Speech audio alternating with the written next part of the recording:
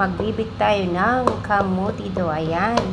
Nagtunaw tayo ng baking powder at saka asukal at ang ating kamuti ay ating dinurog. Haluan na lang natin ng arena. Guys, ititrim na natin ang ating kamuti do.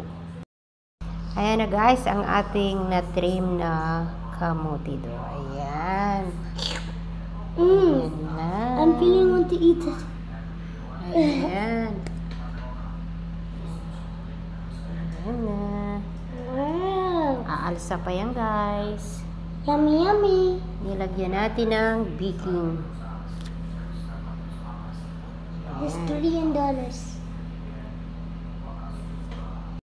Guys, lulutuin na natin sa mainit na mantika. Ayan guys, na-trim na natin.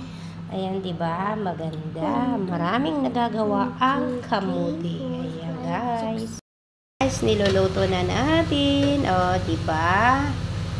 Diba ang ganda? Ayan. Nakaluto na tayo. Kunti na lang ang ating lulutuin. Ayan, easy lang guys. Mayroon na tayong meriendahan.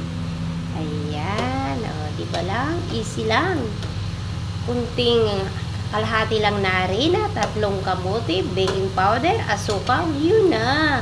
Lamasin na natin. Ayan lang guys. Ganyan lang ang magluto nito guys. Maraming benefits ang ating kamuti. Maganda sa katawan at sa ating utak mga kapatid. Ayan guys, luto na. Guys, kain na tayo. Kapartner ay Shake Karak guys. Ayan, thank you for watching.